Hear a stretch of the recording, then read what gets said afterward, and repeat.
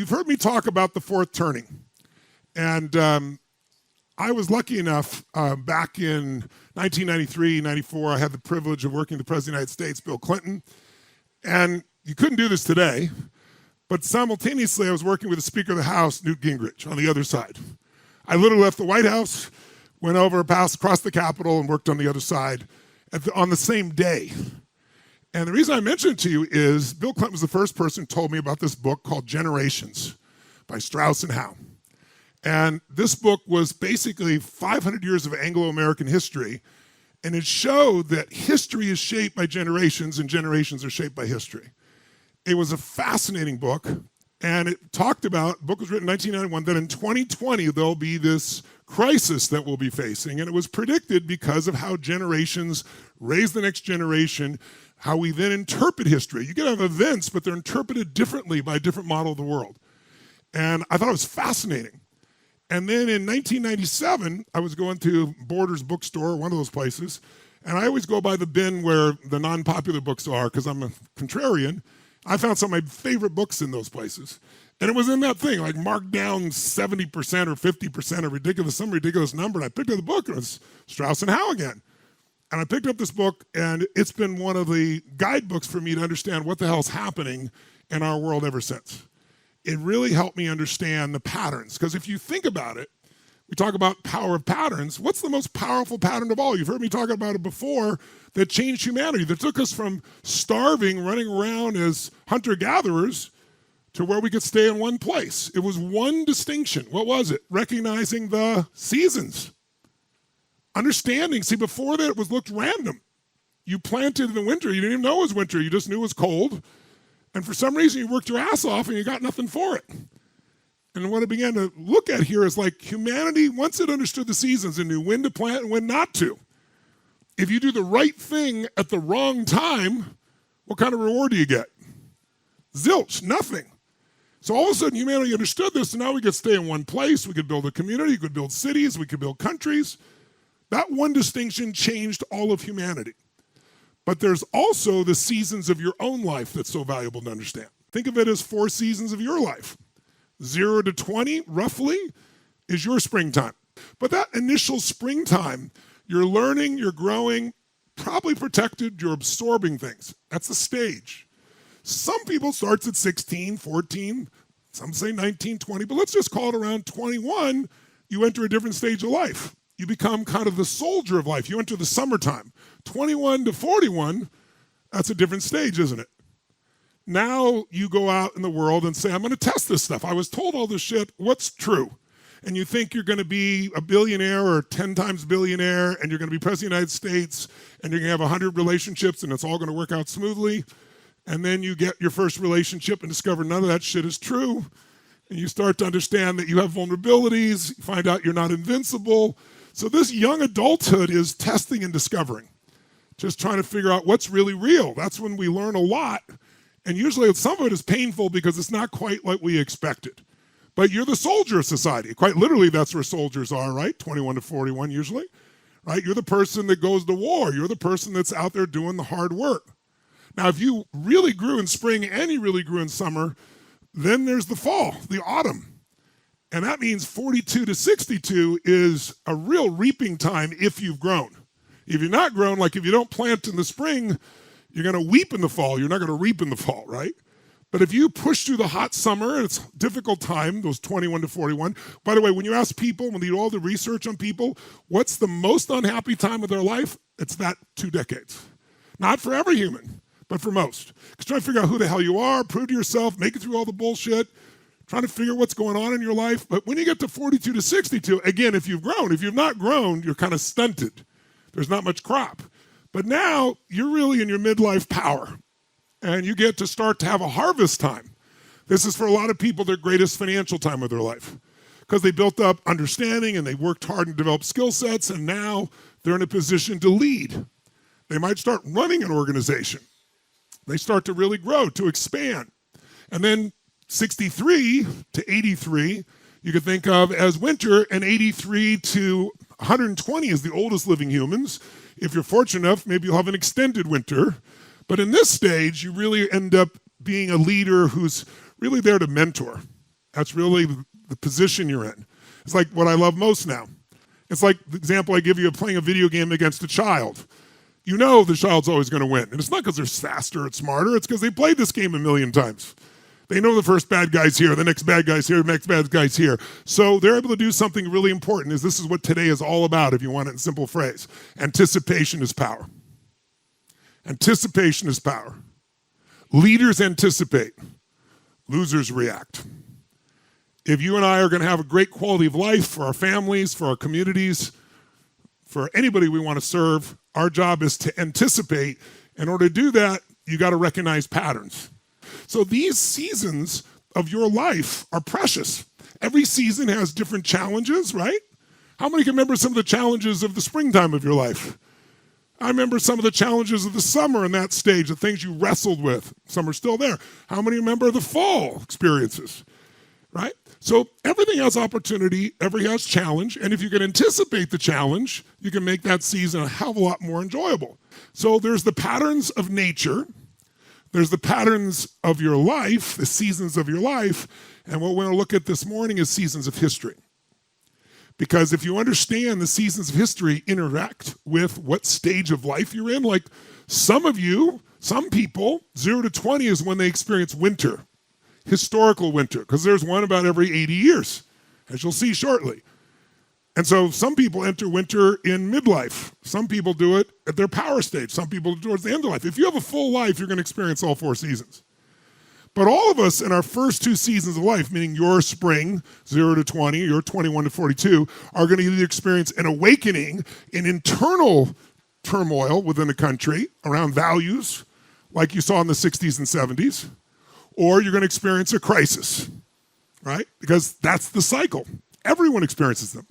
But depending upon when your generation experiences that shapes the way you look at life, the way you interact, and what you do. But it might be nice to anticipate where that is. So there are these seasons.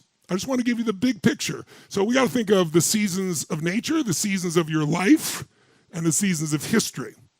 And if you understand them, you start to be able to predict. So this book in 1991 says in 2020, we're going to have this giant crisis, but in the fourth turning, it's even more specific. Here are some of the prophecies that were there as we go to introduce it. That there'll be, 25 years ago, there'll be a global terrorist group that blows up an aircraft. There'll be an impasse of federal budgets that reaches a stalemate with a government shutdown. There'll be anarchy within the former Soviet Republic, and Russia is going to conduct training exercise on its borders. And the CDC is going to announce a new communicable virus that could take down the world. 25 years ago. So I picked up this book. I was so obsessed with it. I flew to meet these 2 authors in their home in Virginia, and I interviewed them for a program I had called Power Talk, where I used to interview people. And so I was 37 years old. I'm now 62. And we have the privilege to have here in person, one of those 2 authors has passed away, but we're here with Mr. Howe. Please give a big hand for one of the great authors, Neil Howe. Thank you, brother. Grab a seat. It's great to have you back. A lot of people have read your book. Some people have not. Let's start at the top. I tried to give the giant pattern to save time so we could get into some of the more deeper pieces, but give people an understanding how this all came about. I mean, you've got expertise as a historian. You've got expertise in finance. Give people a sense, how did you first come across these discoveries together for generations, and then how did Fourth Turning come about? Yeah, this was back in the late 80s. It was a long time ago. And Bill and I were looking at generational differences. I mean, we're boomers, right? Obsessed with generational differences, Yeah, that's right? I mean, we all knew that there had been no generation like us since this planet was, first created. So, and we look back, we said, were there other times that this has ever happened? A big Promethean war-winning generation, right, that completely reshaped America. These very self-centered, idealistic kids growing up. And then, of course, at that time, we were aware that this generation coming up after us, cynical, pragmatic, right? Generation X really was, they're in it for the money. And they just hated yuppies, They hated disco and they hated yuppies. But we went back and found that this had happened again and again. And not only had it happened before, we went all the way back to the Great Migration into England back in the 1630s and looked at this entire panorama of how many centuries and found again and again, not only were generations very distinct, and people at the time understood that generations were different. This is this myth that, generational differences are just a product of our age. Not true. And what we found that each generation has a different location in history. That makes all the difference because it's how old you are when a big event hits that shapes how you learn about it, right? If you're a child during a big traumatic event, what's your job? What's your social role? Stay out of the way. Don't bother adults. Keep it all to yourself because no one wants to hear your complaints. Be helpful, right? Generally, a lot of repression goes on among kids. Talk about the silent generation today. You ever want to know why Joe Biden's generation, that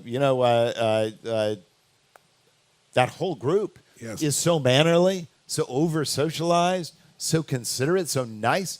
This is the nicest generation of 80-somethings we're ever going to see in our lifetime. You wait until boomers reach their 80s. You're not going to want to say hello to them on the street, okay? But they're nice today. Yes. Why? Every phase of life they went through, they've been nice. Yes. They were nice 30-somethings. They were nice 40-somethings. Because they were protected during crisis. But they had to keep it to themselves. They had to be. They were over-socialized during the time of war. But this has happened since the beginning. Now, if you're just over the age of service, this is why even 1 year of birth. Explain that. When you wrote your book, I remember reading this grabbed me during the Vietnam War. If you were born December 31st at 11:59 versus January 1st at 12:01, what could the difference be? You get sorted in different school classrooms, right? That determines which class you are. That determines whether you go to war or not. That determines whether you're laid off at your first job or not. And we know, economists tell us all the time, that makes huge life cycle differences in how you later succeed economically. Whether you were drafted or not could be determined by 1 minute of birth. Exactly. So you do have generation. Now, not all generations have this, knife edge division. Occasionally you have these, kind of, zones of transition. You have a lot of early wave millennials today. People in their, early 80s, maybe born 83, 84. They call themselves exennials. Yes. Because they're millennials. They're sheltered. They're always taught everything is nice, but they're just old enough to remember when things weren't that sheltered. So. Right. Even within generations can be generation of trends. But my main point is that your role of life in your age determines how you react to that event. And then as you move to see older events, that actually determines which events you will likely trigger as you get older and reach the age of leadership. You become leader of a political institution. You become parents of your family. You're creating decisions in the community. So the overall lesson is history shapes generations young, but then generations as they get older shape history.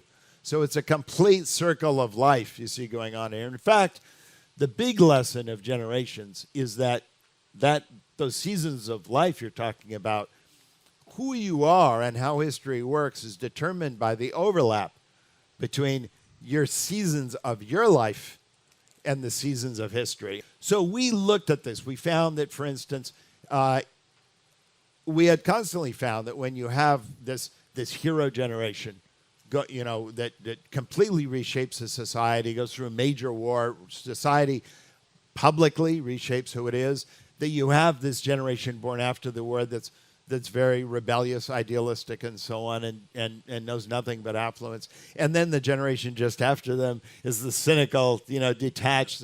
Anyway, you see this again and again. So what we learned from that, Tony, is that this is actually tied to a cycle of history itself. It's not just a cycle of generations, cycle of history. Think about it. The great civic remakings of American history. I mean, if you want to go back, and I'm talking about colonial history too, but one of the first great makeovers of our kind of civic identity, a lot of it happened in England at the time. Of course, at that time, late 17th century, all of the immigrants from the old world were almost entirely English speaking. In fact, a lot of them actually were immigrants. About half of them were still immigrants. But my point is it was a glorious revolution, and there was an enormous rebellion in the colonies too. It all happened in the 1670s, 1680s. That was the first enormous crisis in American history. And it was a time of great war, too. We were at war with New France. The French had settled over Canada. So that was the first great crisis.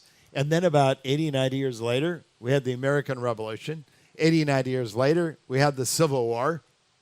And I think I need not describe what the Civil War was for America, right? But even absolute numbers. Forget share of the population. By far the most deadlier than all the other conflicts combined. Yes. And then 80 or 90 years later, the Great Depression, World War II.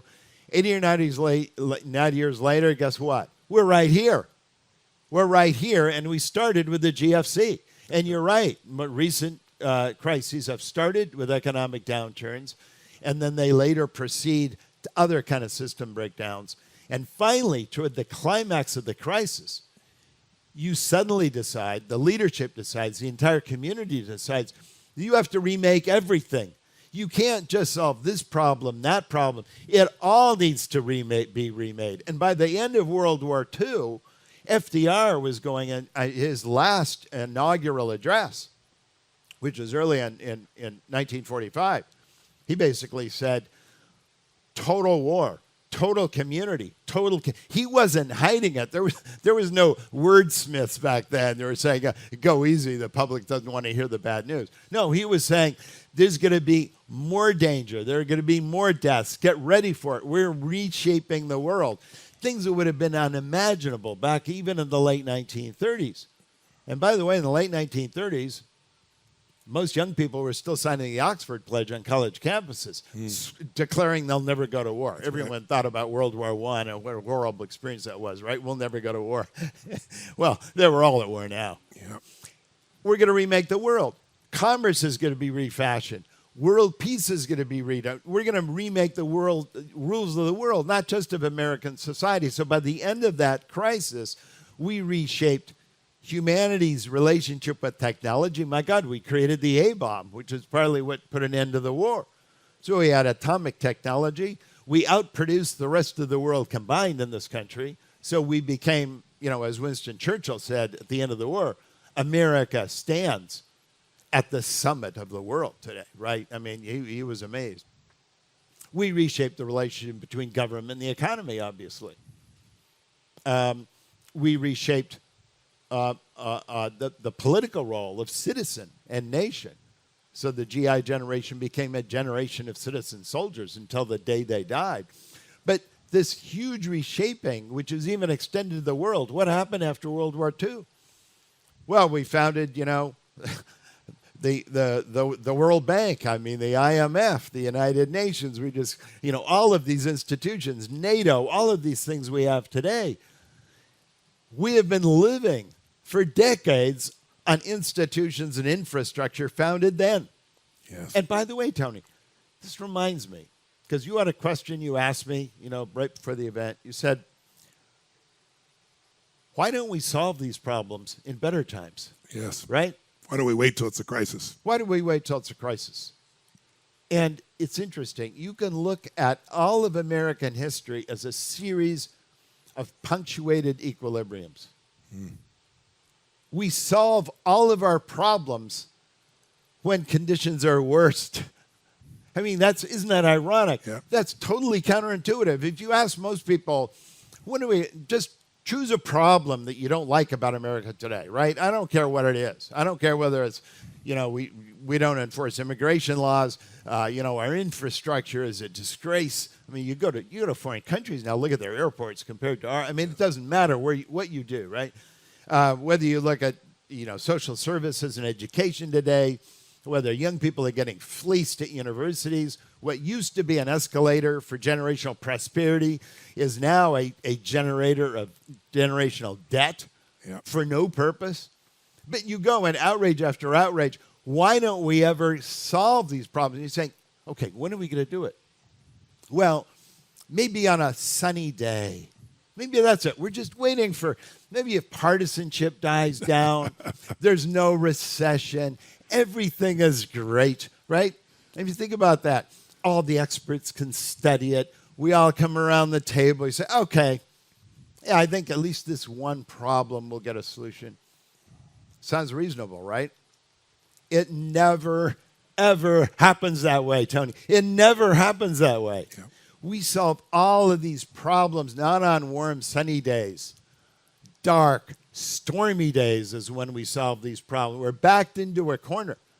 There are days like 1776 when Benjamin Franklin was telling all of his friends, we got to hang together or we will all assuredly hang separately. Yes. Right? And that's what he was telling everyone who signed the Declaration of Independence. You know what you've just committed, right? You've committed treason. You know what the penalty for that is. Well, why is that? And then at the end of that period, which is one of the worst periods, the 1780s, by the way, was a period of economic depression worse than the 30s, worse than the 30s. We had 150,000 Americans leave. That would be the equivalent of 7 million Americans today. Simply, these are the Tories. I mean, the American Revolution, by the way, was a civil war. It wasn't just a revolution. It was a civil war of American against American. Many of them left, particularly the professional classes. The loyalists. Yeah, the loyalists, yeah. And the old economy was in ruins. America actually fled the cities back to the country. That's how bad things were in the 1780s. So what did we do in that crisis? We invented a whole constitution. I mean, that was the miracle of 1787, right? We designed our constitution in that dark hour. And guess what? Over the next several decades, we had growing problems. We had problems with tariffs. We had problems with nullification. We had problems with foreign policy. And above all, we had the whole problem of slavery. Did we do anything about it and all that peace and prosperity that we had? No, we didn't do anything about it. It was all solved in 1861 to 1865 in 4 years of total war. When people were huddling in Washington, D.C., fearful that D.C. was about to be invaded at times.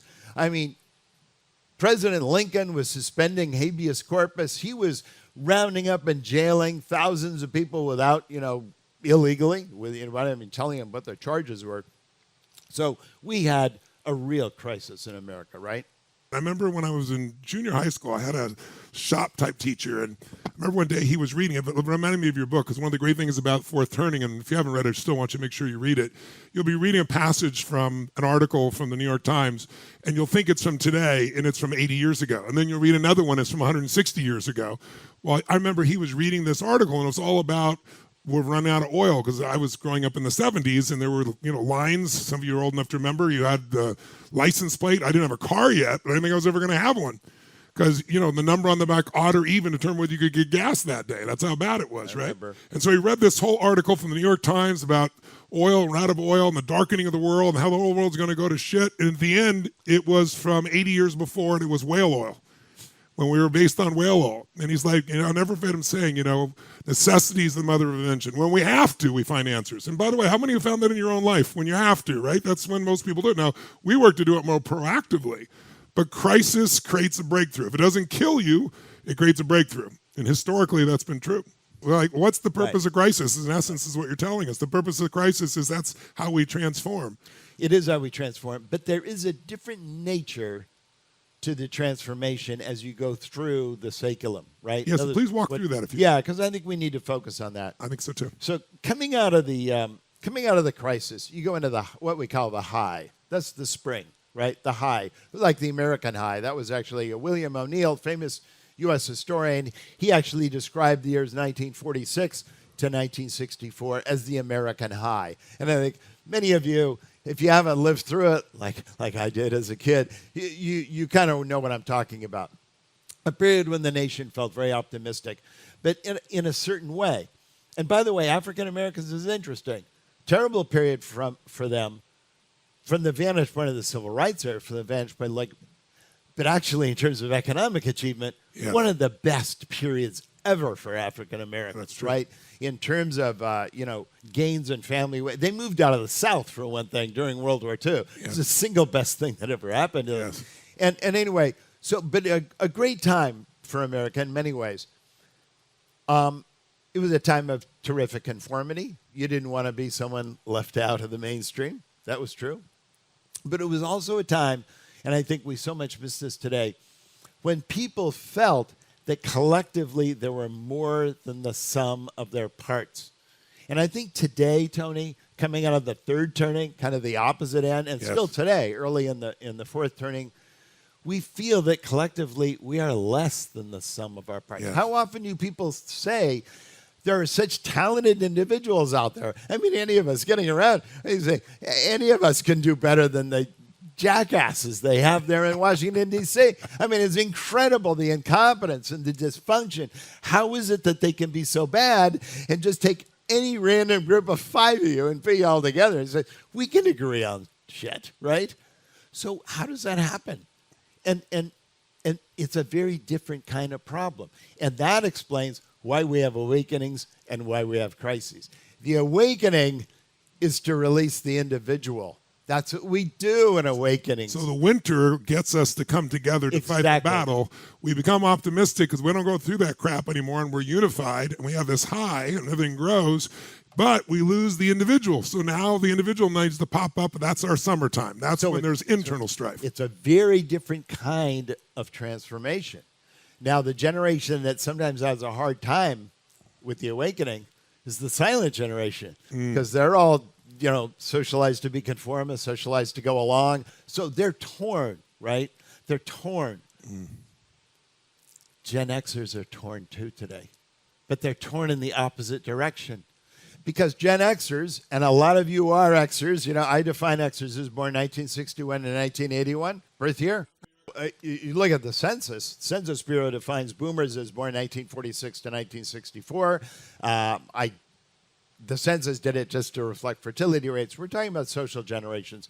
We go through a lot of reasons why 1943 to 1960 makes a lot more sense. So we defend that. We still do. So what Xers need to do, Xers are raised in an awakening. You put it rightly. No one gave a damn about them. They were latchkey kids. Their parents were, discovering themselves. A lot of them had silent generation parents going through their midlife passages and suddenly wondering, my God, I suddenly discovering myself. And boomers were just having fun, right? And the entire country was into self. This was, the self revolution. Yeah, me generation. And so Xers are kind of left alone, and they raise themselves, right? And so Xers have been very used to, in their lives, just running their own lives and solving problems themselves, maybe with little groups of friends or little workable arrangements if they have to. And that leads to the pragmatism and the cynicism of big, broad national causes. They've never worked for them. And by the way, all these big institutions supposed to help everyone never helped them. I mean, no one gave a damn about kids when they were young. And as soon as they started graduating from high school in first ones, 1981, 1982, Nation at Risk report came out, which declared that this nation has never had such a generation of dumb kids as Gen Xers. So Gen Xers are these dumb kids, they're left alone, under-socialized, the opposite of silent generation, right, over-socialized.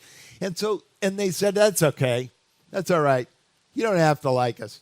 We're just going to go on and get things done our own way.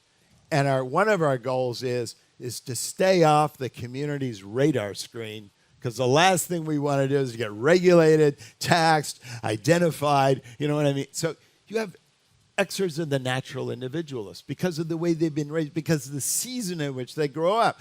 And you see this again and again in history. You were a child during awakenings. You're used to taking life one-on-one on your own. Yep.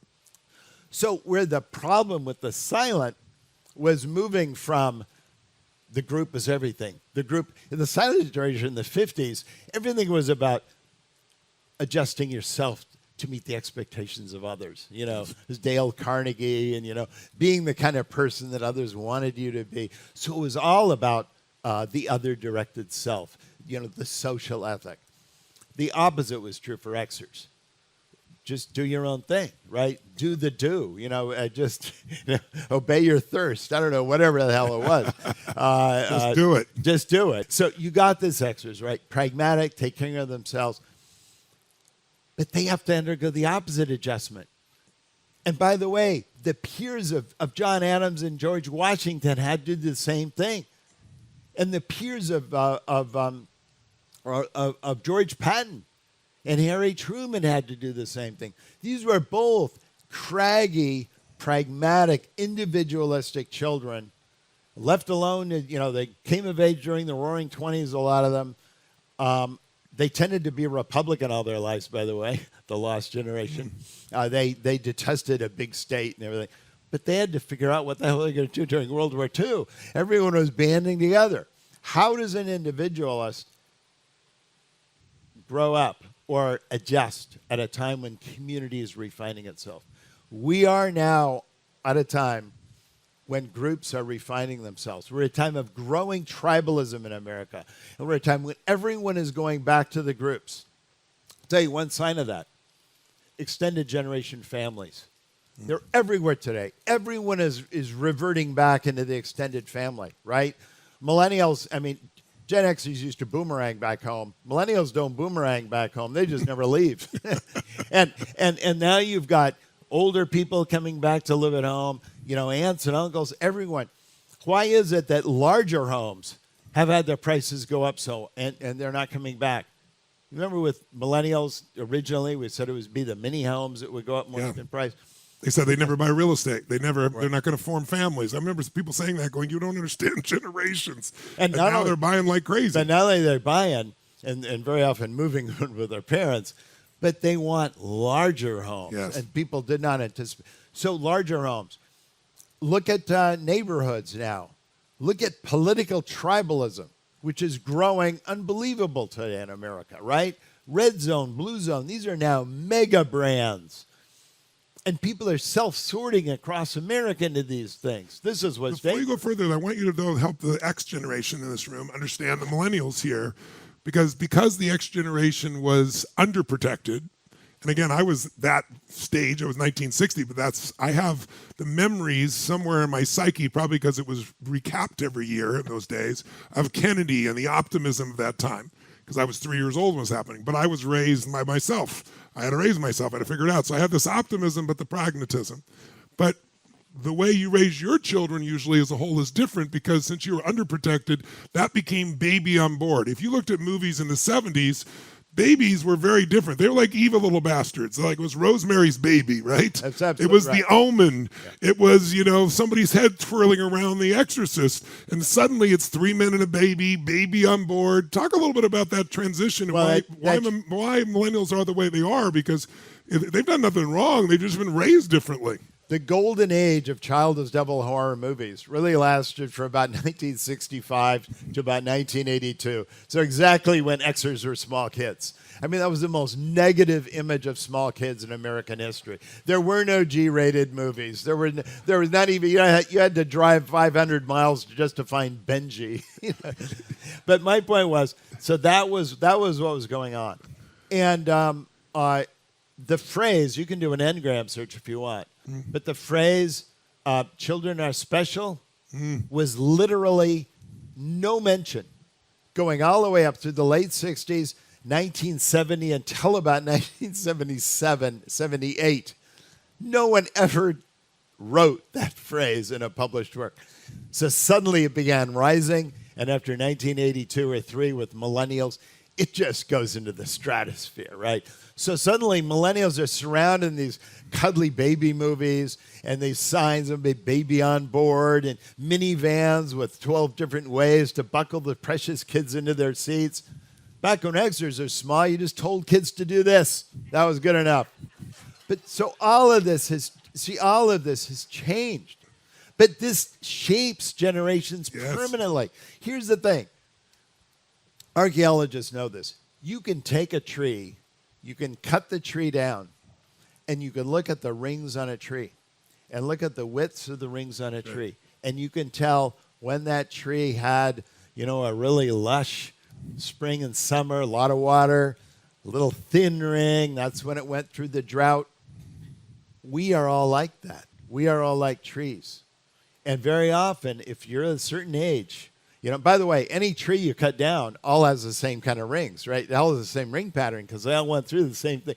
So it's the same thing. Generations are like trees in that respect. And we all internalize. We have a record inside ourselves of when you went through these different seasons. Yes. But the big challenge is, again, I want to come back to this because this is a challenge of the crisis. You look around the world today. By the way, this isn't just America. Why is the whole world moving away from sort of individualistic liberal democracy where everyone's individual rights are protected? The whole world is moving toward populism, moving toward guarantees for the group. You talk to millennials, they want security, they want community. They don't want that rugged individualism that a lot of Xers, recall, right? It's a shift in perspective. And They were also raised, there's a great book called The Coddling of America that if you haven't read it, you should also read by Jonathan Haidt. Haidt. And he goes through and shows that it started with babies at that stage, not only being taught you got to be safe every moment. Safety wasn't a question before. Right, but now everything is about your safety and your security. And on the milk cans or the milk bottles that most people did for their cereal every morning was a child that was missing. They started that during that time. And they never told you the kids were found or that it was stolen by the father who's, just got the divorce. So all that was is constant fear and uncertainty. And then the constant piece, it magnified that when we got to the point of social media when around 2010, all of a sudden everybody's got an iPhone, and now there's a different world where constantly they're being reinforced to be a certain way. Right? So it creates a radically different culture. But I want to plant a seed for the millennials right now so you hear it. The millennials are our next heroes. They will, when we hit this next crisis, just like the flappers, the ones we talked about, great generation, I have great excitement for the millennials because they have a different level of relationship to technology, of networking. I'd like to make sure we talk about that. They're really going to be an important part of the solution. But they also have a different relationship with each other. True. And that's the point. And that's how they differ from Xers. Millennials really get it. They believe in doing everything as a community. And they believe that people need a simple set of rules, prescriptions. Let's just follow the same rules. That way we avoid any of these problems. Let's just get everyone on the same page. And by the way, if a certain group of people refuses to be on the same page, and I was going to talk about this eventually, conflict. Yes. Let's have it out. That's right. Because it has to happen, it's going to happen. Because they see it as immoral or wrong. If you have a different point of view, there's something wrong with you. It's not we have different points of view. My view is the way. Your point of view shouldn't be. There shouldn't be free speech. Who in their lifetime thought we'd be hearing that from liberals? But we're all about free speech. But this is going on around the world. You look at, I don't know whether you're in everywhere around Xi Jinping in China, Narendra Modi in India. You go look at Abe Shinzo and sort of the transformation in Japan. But you look increasingly at Europe. Le Pen, unbelievably, she's probably one election away from winning in France. But my point is, all of these societies are becoming more populist around a kind of cultural, social center of gravity in the nation. No one really cares so much about the marginalized groups anymore. Everyone is focusing on the majoritarian center. Let's get the rules right for them so at least basic things work again. That's happening all around. And we sometimes think it's just America that has this problem. It's not. This generational pattern now increasingly involves much of the world. And the ones who are raised that way, the older millennials are now around 40 years old, so they're the ones writing for the Washington Post and for the New York Times. They're the ones that are on television doing that. So they're entering positions of power and influence, and they're bringing the value systems that they've learned and grown up with to the world and expecting the rest of the world to be that way. And by the way, just to point out, you saw the same thing happen during the 1920s. So you're right about the 1990s. While Xers were out enjoying, grunge and Nirvana and thrash metal and just doing all that stuff, it was totally transgressive, and the damaged font advertisements and everything was so Xer, right? Millennials were watching, Barney and his friends and, Blue's Clues. And they were going to Dinosaurs. this huge renaissance of Disney, movies, like Lion King and all that. So they were enjoying this very protected culture, even while young adults were all into their wildness. You saw the same thing happening in the 1920s. So during the 1920s, when the older generation, young adults, were the flappers and they're doing barnstorming and rum running and all the things that the veterans who came back from World War I were doing. The peers of Hemingway and Fitzgerald. I mean, they were a wild crowd, and they drank a lot. So they were a wild generation. They put the roar into the Roaring '20s. But meanwhile, the kids were being protected. The first Boy Scouts, Girl Scouts, Campfire Girls, 4-H clubs. And by the time you had, for 20-year-olds, the first Miss Americas in 1923, we were building huge college stadiums for the younger generation, right? So this would have been the equivalent of the millennials. And they were all becoming used to the spirit of optimism, cooperation, national unity. So finally, when we had the Great Crash, a huge plurality of them voted for FDR. Yes. And they voted for the New Deal. That's right. And so the New Deal was incredibly favored by younger people. Just like, I mean, you all seen the polls. You see how, millennials all vote for the Democratic Party. Xers are now actually arguably the most pro-Republican group out there, and like the last generation, who was always, lean more to the Republican Party. But what Xers need to do is adjust themselves to this new communitarian ethos, because one way or another, they're going to have to live with it, right? That's where the country's going. And I think that's going to be the interesting transformation. And so people who are into personal transformation. So in fact, I was going to ask you, Tony. It was actually one of my questions that I came with my own list too. So the question I was going to ask, you're a person who has spent your entire career really perfecting to an unequaled level, in my opinion, personal transformation. I mean, I wonder, but I'm sure you would disagree. How can you take it any further than you've taken it? But I know you have things you still want to do, right? But in other words, and a lot of your base has always been Xers, right? Yes. And that's what they're into: personal, Boomers individual and Xers. transformation. Yeah, boomers and Xers. Yeah. What about your next stage? I'm Collective transformation. Yeah, I think when we do that, that's what we do with groups, because we create that collective value system. How many know what I'm talking about? Like at A Date with Destiny and like that. So Yeah, exactly. the millennials find it very comfortable as far as that's concerned. And everyone wants to grow, but millennials are also entering a stage, just like they said they weren't going to buy houses. And I remember saying, you're idiots to say that. They're not. They look like they're going to buy houses. They're going to buy homes. But what's the different about it is, like you said, a bigger home, a different environment. But now they're entering that stage of life, 40 years old, 35 years old, where they start evaluating. In my experience, transformation in the 20s, you think you're, as I said earlier, you're invincible. When you get to your mid-30s and you have relationships, and then all of a sudden you have a family, and then you have kids, and then all of a sudden things look differently. So I'm seeing that group just as responsive as previous groups, but they like doing it collectively, less individualistic. And it also, And they want it done a certain way. they don't They don't want to be unsafe. You have a problem in America where public speech has become so coarse Or comedy. so wild, right? Yeah. I mean, I saw, even in reaction to this recent school shooting in Texas, Yes. congressmen are trading F-bombs with each other on Twitter. Congressmen.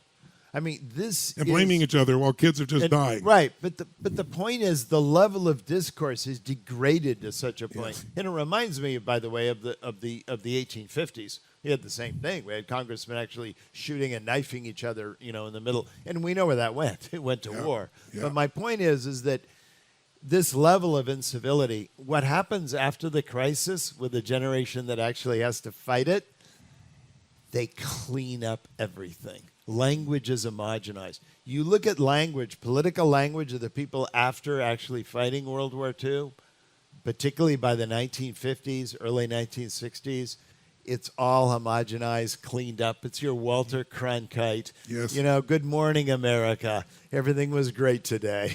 Yeah. and but so this has a cycle too. Because after a crisis, there's so much pain, people want something completely new. Yes. And this is why identity politics after the crisis is never an issue. Yeah. Because no one cares about your own individual identity anymore. After what we all did together to get through this thing, your own little identity doesn't matter. And by the way, these are all the great melting pot periods of American history. Yes. I mean, you went through World War II. You were no longer a hyphenated American. That's you right. were no longer an Italian American, a Polish American. We had all those Eastern European hyphenated. They were all just Americans. Think about cultural appropriation, that term that's been created. Yeah, I mean, that's America is crazy. nothing but a melting pot. Everything we do has come from somewhere else. And we used to honor that and think it was a beautiful thing. Now it's part of the crisis creation is that sense of division. And if you look at Ray Dalio, and many of you know Ray, and he's talking about, the changes in the world order that come, there's three principles that determine that. One, are you spending more than you're earning or earning more than you're spending, right? We're obviously spending way more than we're earning. Number two, level of internal conflict in the country. And number three, a rising power. When rising power takes advantage because your economics are gone and you're completely divided. And that's unfortunately where this country is. Now, it doesn't mean it has to stay there, but that's where this country is right now. So tell us a little bit about, I want to go into the crisis in a second, but I want you just, if you would, you use Jungian archetypes, and you kind of alluded to them a little bit here. And what I found interesting about that is, for example, boomers, when they started out, were very permissive, and then later in life they become very moralistic and very intense. Many people start out one way and end up a different way. Can you explain those four archetypes and how you see them attached to these generations that we're familiar with, and all generations you've seen, and how they start one way and why do they become sometimes almost the opposite? So, yes, we attach to these four types of generation archetypal names. So for the generation that is born right after the crisis, we call them the prophet archetype, and that would be, for instance, boomers. But we've had many other examples. Yes. The original Puritans were actually an example of a prophet archetype generation. And what are the qualities of a prophet? So their life cycle, I think you're familiar with. Indulgently raised in a very secure era. They come of age during these times of spiritual awakening, a lot of protest, a lot of social divisions, and they break through. They try to, they want to individualize the country. They want to free individuals from this sort of tyranny of the collective that everyone's been enslaved with. And they don't understand why we had a collective. You had to have gone through the war to understand that, right? And they didn't go through it. That's why they're different. So they want to free everyone from that. And then they go through the fall season, which is a period of individualism. This would have been like the late 80s, the 90s, the early 00s. Also when financial markets go crazy, and opportunity like that goes crazy at those times. Right. And it's the time, and recently it's true. I mean, you go into any bookstore, you look at all the books in a bookstore, and all the upbeat and positive books are all about me, myself, and I. All the great things I'm going to do with all the downbeat books now in bookstores, and this has been this way for the last 25 years, are all about who we are collectively. The decline of the family, the decline of the nation, the decline of schools, the decline. But they become more moralistic during this period. Yes, and why is that? They go from very crazy, almost individualistic and permissive, to moralistic and controlling. Because they realize that those idealistic principles aren't really being realized. Mm-hmm. So the moralism starts, and then they become the moralistic elders of the crisis. We sometimes call them gray champions, right? Yes. FDR was that. Lincoln was that, right? Sam Adams was that. And then the Xer generation is the nomad archetype, right? Nomad, alone, right? Individual. All of life is just kind of a one-on-one encounter. I find I used to teach history to Gen Xers, and I found the only way to interest Gen Xers in history was to have them read biography. They all understood a life of an individual. That I can understand. Tell me about social trends and all that stuff. That makes no sense to me. I don't have anything in common with. But you tell me about an individual struggle. I get it, right? So they're the nomad archetype. We've And talked what are their about qualities? Their qualities are, and then their background, underprotected to sort of taking life as an individual, pragmatism, cynicism, get things done really well, break things down to their simplest components. I think efficacy in sort of execution is their strength. And by the way, generation before often will create breakthroughs, but the people who make those breakthroughs real is that nomad generation. They're the ones that perfect it and refine it. They take Microsoft and it's built, but these guys come in and they take it to the next level, Google, whatever. Nomad are the generations. We're very lucky to have Nomad, by the way. Our nation really hinges on them because they are the ones in midlife during the crisis. They determined whether we actually get through the damn thing alive. And while these old Aquarians, sometimes want to blow up the world, right? Because they're moralistic, they're right? Moralistic, wrong. Yeah. Let's just kill Putin. Yeah. Right? No matter what it means to the rest of the world, what it means global war, the X generation's like more pragmatic about it. And this generation is the one in real leadership position in crisis.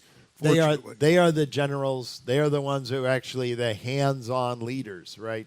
And they were we were talking about them earlier. They were the Omar Bradleys, the General Prattons, the Dwight D. Eisenhowers, laconic prose, just everything to the point, right? Or, Harry Truman, who never had a comma in any of his sentences. Just, very simple utterances, right? So, always to the point, though, right? And then you have the next one is the hero generation, and we know their strengths, community. That's millennials. Achievement, and it's the GI generation, and it's the Republican generation that created the United States of America, right? Yes. That fought the American Revolution and created the Constitution. Now, they are wonderful because they create these long-term institutions. They're institution defenders. They represent the community. They represent always optimism, the triumph of technology, but technology together, not like nomad technology. It's an individual cell phone. No, the GI generation, technology was always infrastructure that reformed our public spaces. We hardly have a concept of that anymore. And probably during the crisis, we'll have to actually rebuild that infrastructure. Yes. Right. And then finally, the artist archetype. These are the should be the Z generation now. Or the silent generation. Silent generation, which in other words, these are people that during the war, during the crisis, they're protected. Their job is just shut up and deal with it because you're being supported by the elders that are fighting the war. And they developed very early on an ear for sensitivity, for fairness.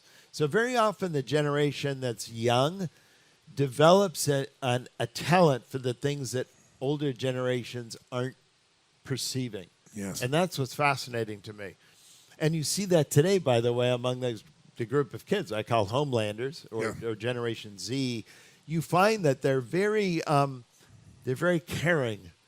They're very much into kindness. In a world today which is all into cancel culture and screaming everyone down, and the world is being divided into these black and white groups, or I should say red and blues groups. And a world, half of Americans today believe a civil war is very likely. This wasn't even on the radar screen 10 years ago. Yeah. Half of America is saying that. And we see, too, the possibilities of global war now rising. So we're at this place now. This younger generation senses that. And that's why they're into nuance, kindness, seeing the kinds of distinctions which are lost on older generations. The silent generation is the same way, by the way. So these are the different archetypes. And a couple and they keep rotating.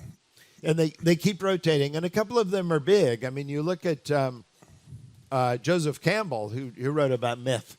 And, Lucas with Star Wars, and we know was done on Joseph Campbell.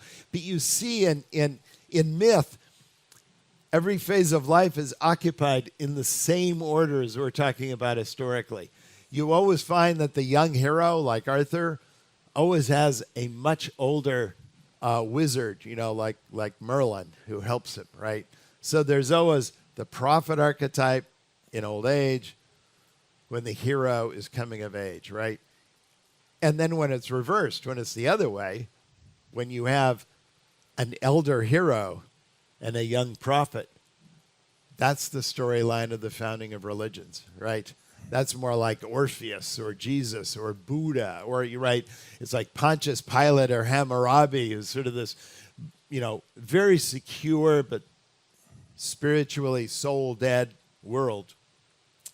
And a young awakener, a young prophet challenging that, speaking truth to power. Now, they're both heroes, but in almost opposite direction. Yes. One is reshaping the inner world. The other is reshaping the outer world. The hero reshapes the outer world, the realm of kingdoms, the realm of society, making new collective infrastructure. The prophet is reshaping the inner world of culture. By the way, in America today, when we talk about politics, we always say post-war, right? We say, oh, yeah, that's the way political institutions have been post-war. We mean World War II. We talk about culture, we talk about since the 60s. That's right. And that's how we periodize things, depending on whether you're talking about inner world or outer world. Tell us, where do you see us now? 2008, you see as the beginning of the winter, the crisis period. It started with finance. We didn't really solve it. We just printed more money. And now we're starting to get around the end of that aspect. Usually, traditionally, there's some form of war. Is that a war with China? Is that a cyber war? I mean, no one knows for sure, obviously, but tell us what your point of view is of where we are in the cycle and how long does winter last? Is this another 7 or 8 years based on history? I think that the phases of life are actually getting broader recently. We actually see a dilation in phases of life. Kids are taking longer to become adults. I mean, you all know that. I don't know to remind you. They're probably still living with you, right? Anyway, and then you see people are political leaders at older and older ages. I mean, look at Pelosi, look at Biden. We've never seen people at that age. So, in other words, phases of life are dilating. And remember, it's the length of a phase of life that determines generational length. So, and it also determines turning length. So we think that after actually compressing for the last century and a half, they're actually beginning to dilate now. So in earlier history, things might have been a 25-year season. They've gone back to kind of a 20, and you see it starting to expand. It's starting to dilate. So we think this next, this fourth turning we're currently in, starting in 2008, will probably last till around early 2030s. Wow. And so we have a ways to go. I think almost certainly we're going to have more. All of these periods are characterized by an enormous degree of financial and economic instability, not just the opening crash, like the crash of 29, the crash of 2008, but also during the period. I talked about the 1780s before. What about the recession of 1936? The stock market went down in 1936 by 55%. I mean, and by the way, inflation. I mean, you were talking about inflation during fourth turnings. We haven't seen anything yet. Yeah. And I'm convinced that Jerome Powell is not going to stop. I think he's going to go all the way. So it's kind of an interesting game there. Do we end up with a recession? Well, the only way he's going to be able to suppress demand is by creating a recession. I don't think there's any question about that. And so that will bring, interest rates down. That will bring it. But then you have a problem where Congress isn't going to be able to do anything either. This is going to be like Volcker without the Novocaine, right? Congress will not be able to help, right? Congress will not be able to create those huge deficits while Fed monetary policy is squeezing inflation out of the system. And by the way, we now have a very small generation coming into the workplace, very large generation leaving. So over the 2020s, there is zero net growth in working age population. I just want to remind you that zero net growth. During the 1980s, when Reagan was there and Volcker was doing his thing, we had 1.5% per year of just increased working age people, right? Yes. So we have a demographic situation, a monetary policy situation, and an inability of Congress to act. I'll tell you why Congress can't act, why Congress cannot do any stimulus, which you'd think they would, right? The reason is because debt is so high. I mean, debt is now up to about 104, 105% of GDP, right? That's where we were at the end of World War II. Yes. That's where we've done just since 2008. We went from 35% to over 100% of GDP at deficit, but we didn't fight a total war. God knows what we did, but we're there. The future deficit projections that CBO does, and by the way, I review this to all my clients. I do this once a year, so I go over them all. 30-year CBO projections, they're hugely dependent now on interest rate assumptions. As those real interest rate assumptions go up and inflation expectations goes up, those things balloon to infinity. So guess what? At the same time, while Jerome Powell is increasing those interest rates, increasing, and everyone's suddenly acknowledging those inflation expectations that are going into effect, that will completely spike any hope that Congress has of running any deficits, because we're dependent on foreign investors to keep buying our bonds. We have about 40% of U.S. treasuries are owned by foreigners today. So you're going to have a period of inflation in products and probably deflation of assets simultaneously. Yeah, this is very bad, and you have to be very careful. And I don't know if someone's going to talk about this later about where to invest in a forward turning. But well, tell us your perspective. Well, first of all, get out of nominally denominated fixed income assets. That's the first thing, because those are ruined by inflation. Bonds. And you would have done better if you had gotten out of them about 6 months ago. But they still don't look good. So you get out of those. And the whole business of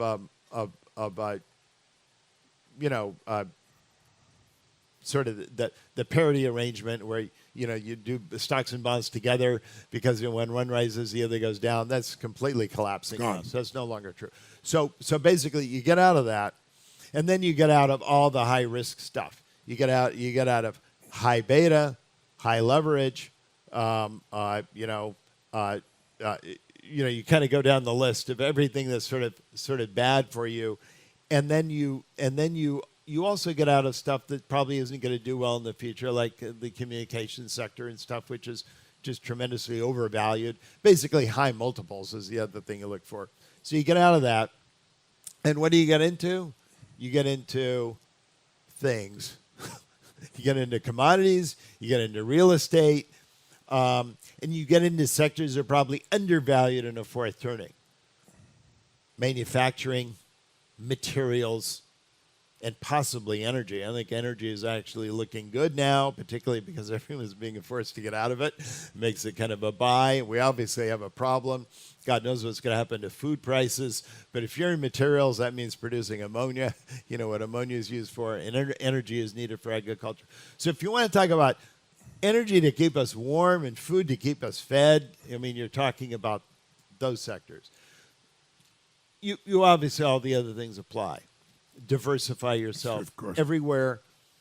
The most important thing, though, in a fourth turning is to know where your investments are.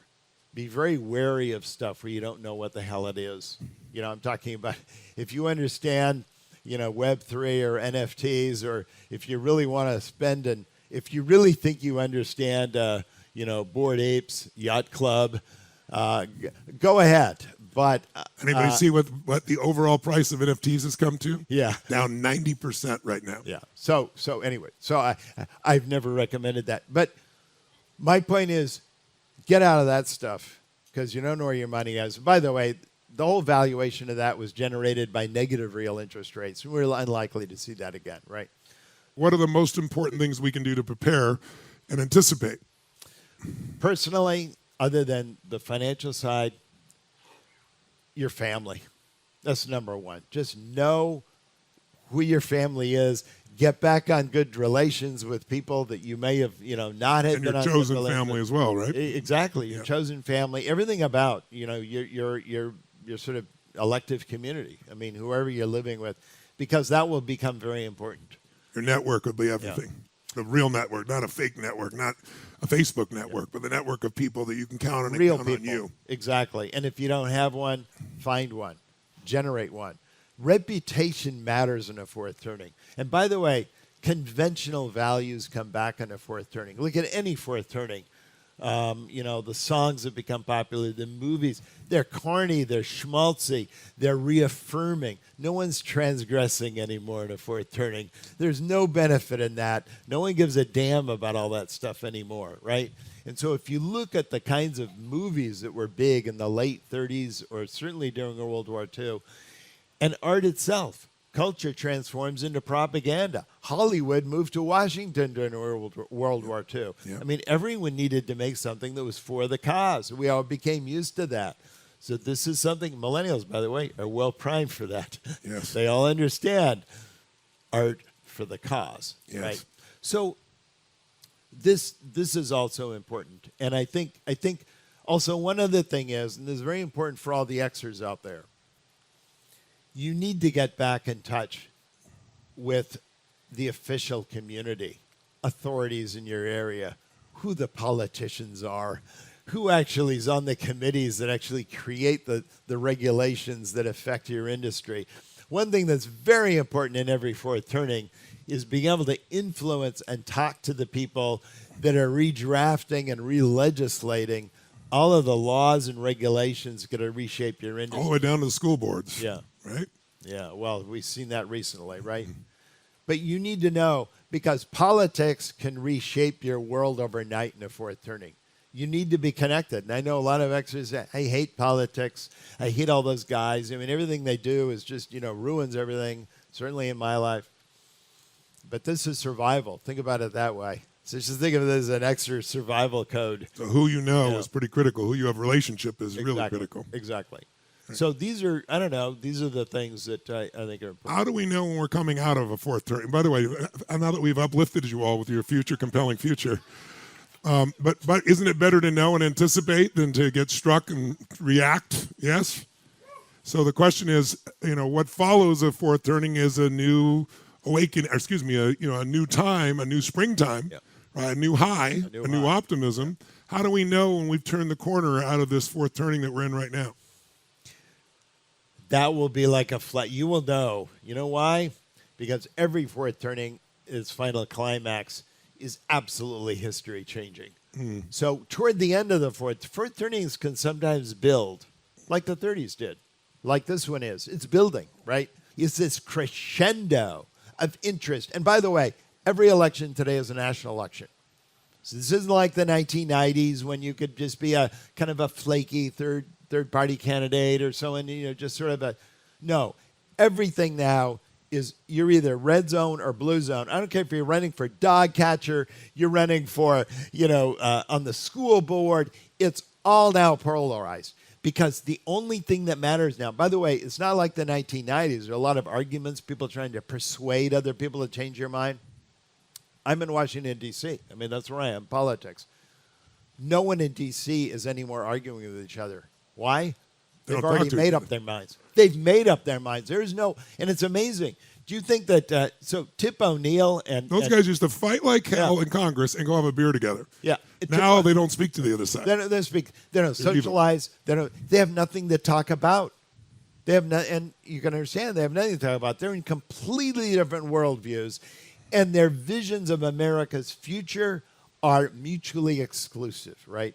And by the way, this is the danger point for civil war. You talk to Barbara Walter, who's the biggest, she just wrote a book on it. She's the biggest scholar of civil wars. And she goes around the world. I mean, she went to Rwanda. She went to Cambodia. She's been to Yes. certainly all around, all the stands, and then down in Africa and so on. She says, no one ever sees it coming. She's interviewed, I don't know how many people. She said they never think it's going to happen in their country, right? And this is And something you've seen else this to country remember. become more regional, people moving in mass to where they're more aligned with other people, whether it be blue states or red states. If you poll people today, you will find that of all the people they don't want to live with, right? This is more than living with next to someone of another religion, another race, another. It doesn't matter. What about? But I don't want to live with a person politically the opposite of I am, because I just will not be able to get along with that person. So this is the level of polarization. And again, if you don't know history, you don't know where we've been. Go back and read about the 1850s, how all of America became separated. The churches in America separated in the late 1840s. And then suddenly the national political parties died. I mean, first it was the Whig Party that went out in the early 1850s. In 1858, it was the Democratic Party that basically disintegrated. So by 1860, you just simply had purely regional parties. And that was before the Civil War started. So think about it. This is happening. We see this happening, this possibility. Now, the other possibility is external conflict. We see that rising as well, given all these new populous nations around the world. And, they're all, by the way, run with post-crisis leaders like Xi Jinping and Narendra Modi. They were all born after, these are great champions, right? So the possibility of global conflict is also rising. Now, which will it be? It could be totally one, totally the other, or sometimes a little of both. American Revolution is a little of both. We were fighting Americans against Britain, but it was also Americans against Americans at the same time. The loyalists versus the revolutionaries. The 1930s had a strong, almost Civil War component. I mean, the 1930s are terrible. I mean, cities were full of violence, Pinkertons against communists and socialists, on the unions, particularly when you had the sit-down strikes in the late 50s. By the way, back then, Republicans could truthfully claim that young adults were card-carrying communists and socialists. They really were. They were joining the Communist and Socialist Party during the Great Depression, and they could truthfully claim that the other side, once it captured government, would try to reshape the country, which it did with the New Deal. So any of you complain about millennials, it could have been worse. You could have had young GIs, and they did. A lot of them joined, strong leftists. So after a crisis, there's usually, in the summertime, the awakening, there's a cultural change. After a crisis, there is a change worldwide, the structure, how the world relates to each other. What do you see? What is your view of where we are and where we're heading? What's the timeline of these things that you're seeing? And what makes you optimistic on the other side of this? Because it might be helpful if people know that no war goes forever, even though it may sound forever. No pandemic, as we said, goes on forever. No night is forever. There's always the daytime, right? And it always follows it, thank God. So tell us a little bit about what you see happening, and then what's the other side look like? You cannot know in advance, such as the chaotic nature. There are certain patterns you can tell. You can tell the timing of this whole thing, when it will get worse, when it will resolve, and so on. But internal versus external, you don't know that. You can't predict, because it could flip one way or the other, interestingly, as we saw in the 30s to the 40s. I mean, who would have predicted that? Who would have predicted that after the second New Deal and after FDR would go Madison Square Garden jammed with 10,000 people, and he would get up there and he says, I know that the capitalists and the robber barons, they hate me, and all these Republicans, they hate me. And he said, I glory in their hatred, and there were 10,000 people screaming. That was the partisanship in 1936. And by the way, when Roosevelt won, Republicans were almost completely wiped out in Congress. I mean, there were only like 14 Republican senators left in the Senate. I mean, so in other words, we're talking about what happened back then. Yes. We could be seeing that again. And would you have predicted that at the end of that, we wouldn't be in a civil war, but we'd end up completely unified? And that's how fast collective identities can change as you get toward the end of a fourth turning. It's a very dynamic period, right? So, timing. We are right now, look, both political parties are leaderless, right? I mean, we've got a Republican Party that doesn't know where the hell it is right now. And, we got Trump, he's sort of out there, and we got DeSantis, we got Cotton, and we got all these people. We don't know. The Democratic Party, leaderless. I think it's fairly certain now from everyone I talked to in Washington, D.C., Biden is not going to run for a second term. and you've got, no one is even thinking about the vice president. So essentially, you have a Democratic Party that's leaderless, a Republican Party that's now essentially leaderless. It's open. And one question you asked me actually before we went on, the identity of a leader. Yes. Where do leaders come from? Yes. One thing I've learned from Fourth Turnings to answer that ancient question, are leaders born or are they made? One thing about Fourth Turnings is they are made. They are made. Leaders are not born. Teddy Roosevelt, who was Franklin Roosevelt's, fifth cousin, uncle kind of thing. He was a man of vastly more capacity, intelligence, energy than Franklin Roosevelt. I mean, he was a dynamo. Everyone thought that Theodore Roosevelt was like a phenomenon, a god on earth. The guy would read, 2 books a day. He would be out, chasing rhinoceroses with his gun. I mean, he was just an amazing phenomenon. He did galvanize the country, but he was unable to put through any kind of major changes. It wasn't the right season, right? Right. Franklin Roosevelt, no one thought much of him. I mean, he was not a great intellect, actually. He did have an amazing capacity to make friends and empathize. And I think polio was part of that. Right? Mm-hmm. That was a personal crisis which really transformed him in a very beneficial way. He was made. Abraham Lincoln, I mean, a nobody, a one-term congressman, just suddenly was the right man at the right time. Same thing you could say about, George Washington in a way. But that's my point. Is it during the crisis? Is it the gray prophet that becomes the leader, or It could be either executed by the or the nomads? So then the millennials do the fighting. So the great champion is the sort of the elder prophet. Yes. Now, whether that great champion is also the supreme national leader, that can vary. It was true with Franklin Roosevelt. He was a prophet archetype. He was the elder leader, and the GI generation absolutely worshipped Franklin Roosevelt. And the same thing was true with Abraham Lincoln.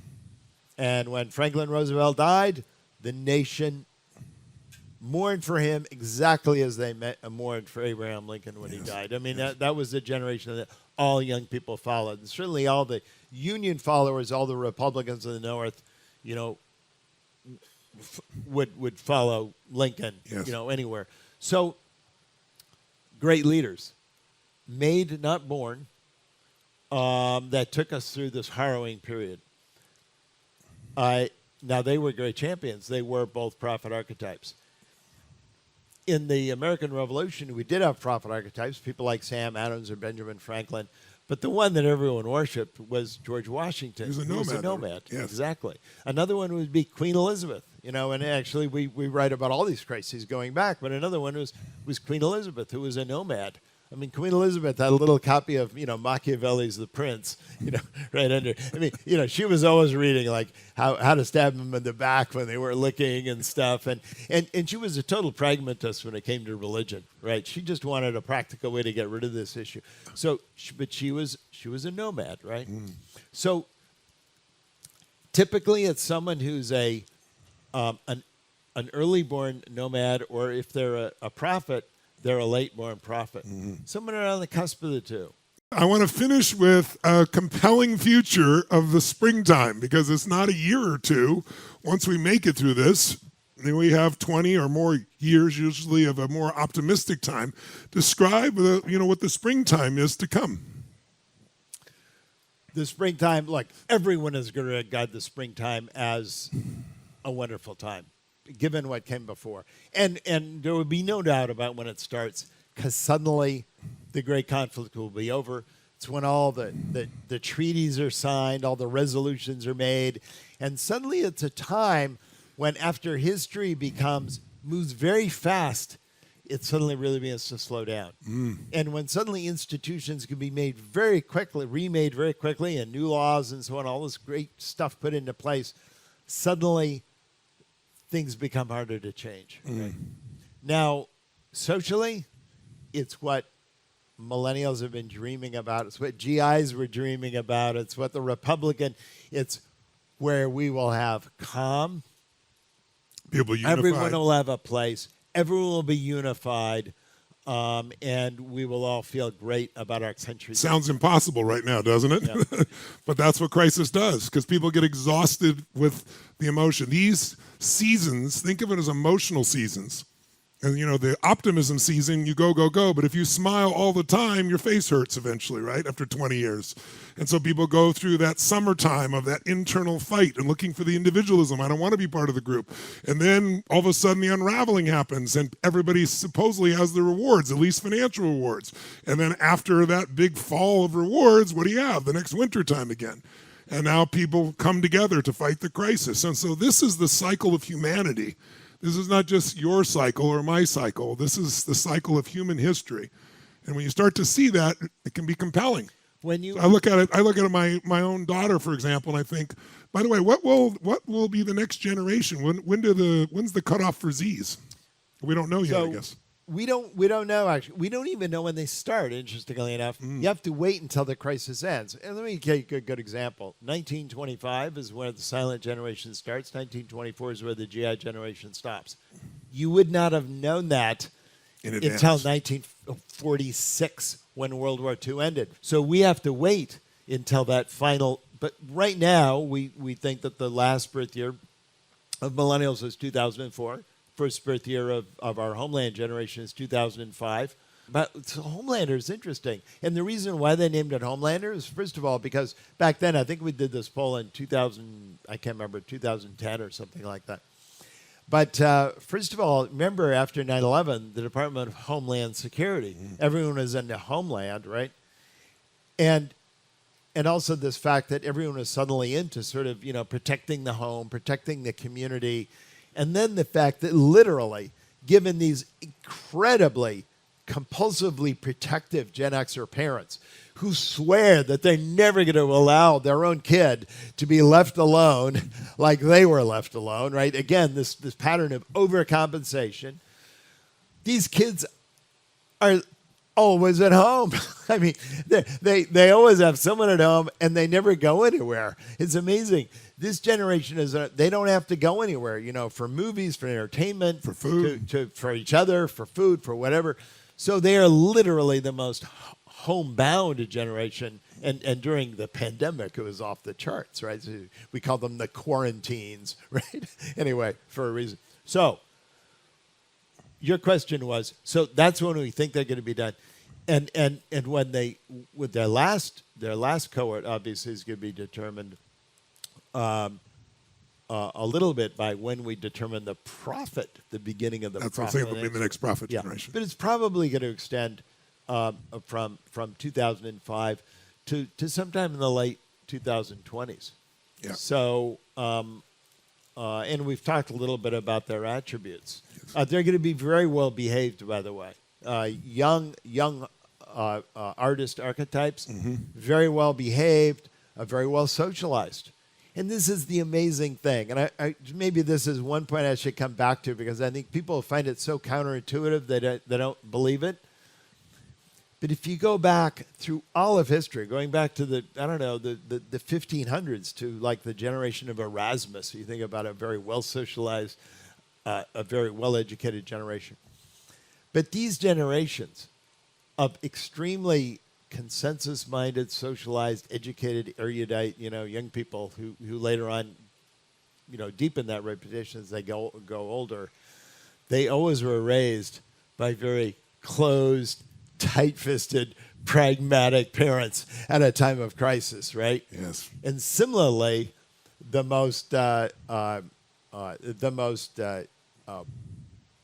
pragmatic, survivalist generations were always raised at a time of openness and chaos in their childhood, right?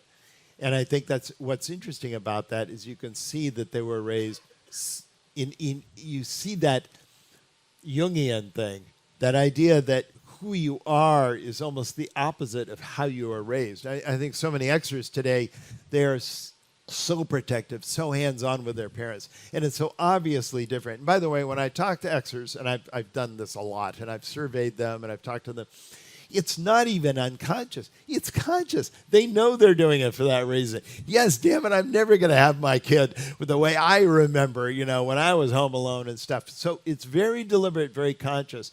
And similarly, the silent generation, why did they raise Xers that way? Yes.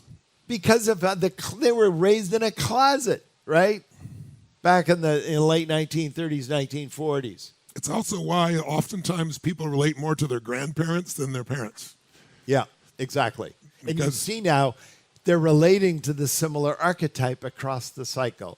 And that's what's amazing. This is why so many millennials admire their GI generation parents or great-grandparents because, wow, I recognize something in that, granddad, grandma, whatever, right?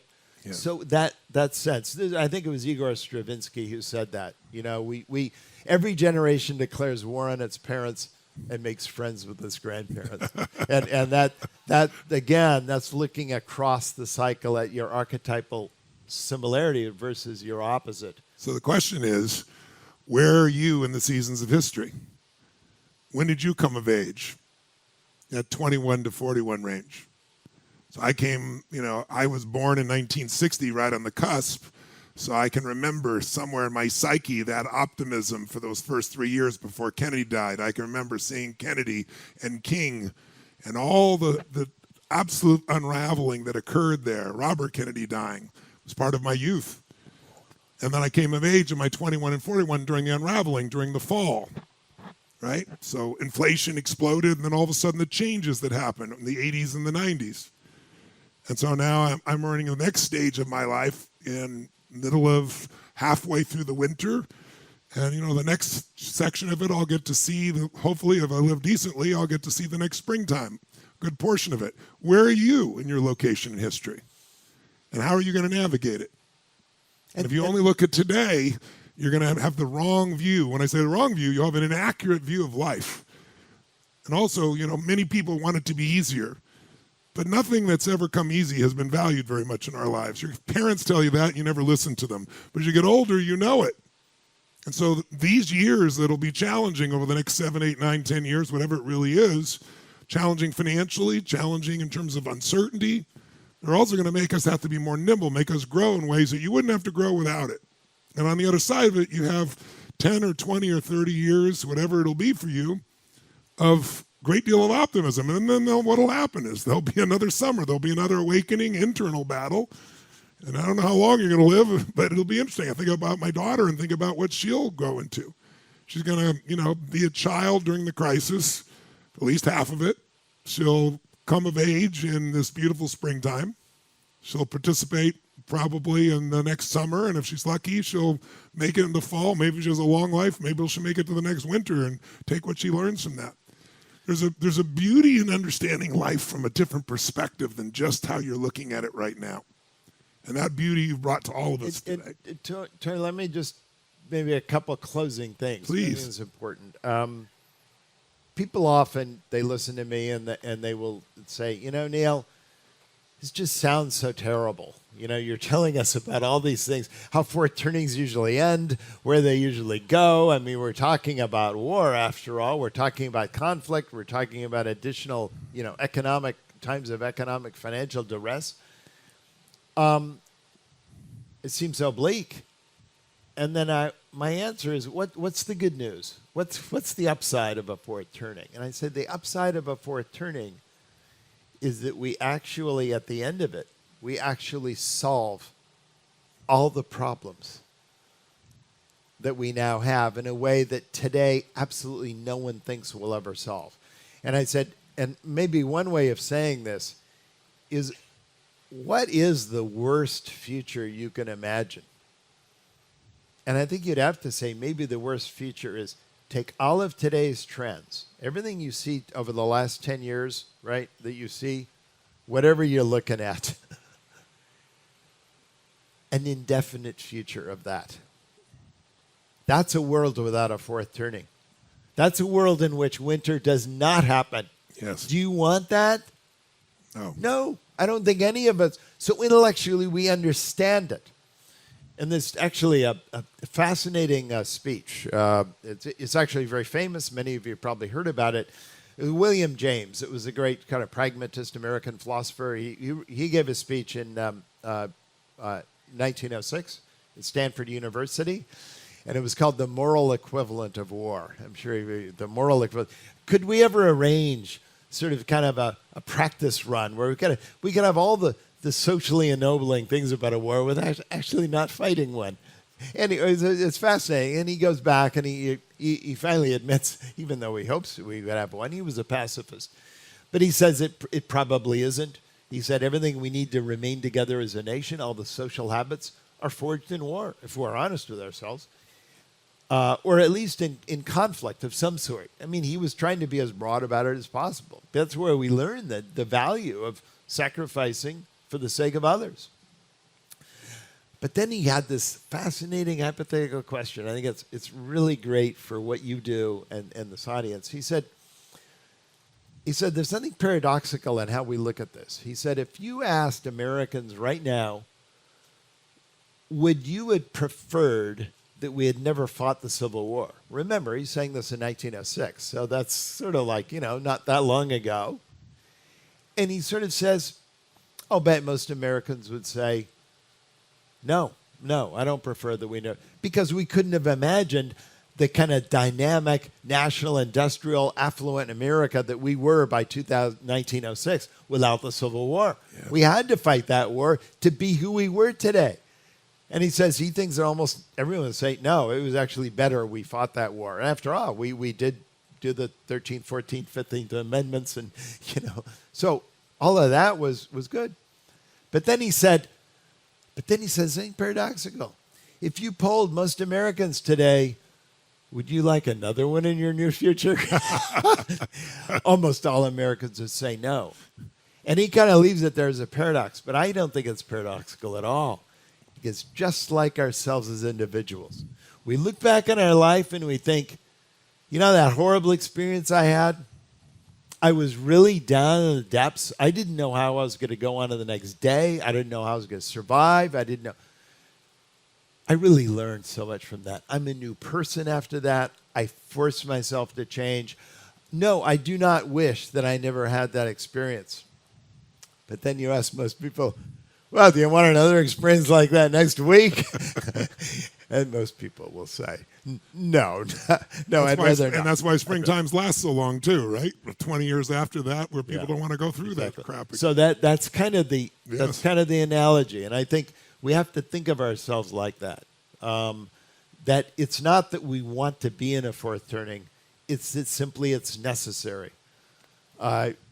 Forests need fires. Rivers need floods.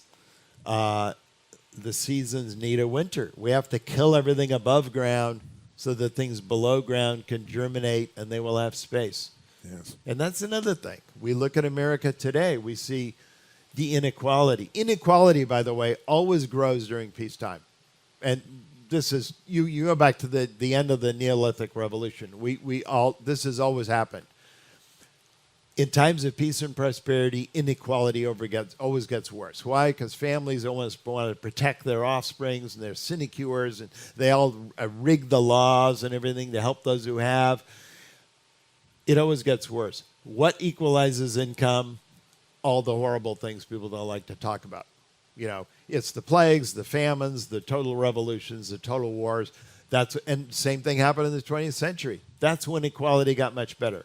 The 1930s, World War II, and then the high that followed. In other words, the ethos of equality after the war, these are the only times when our society becomes back to normal again.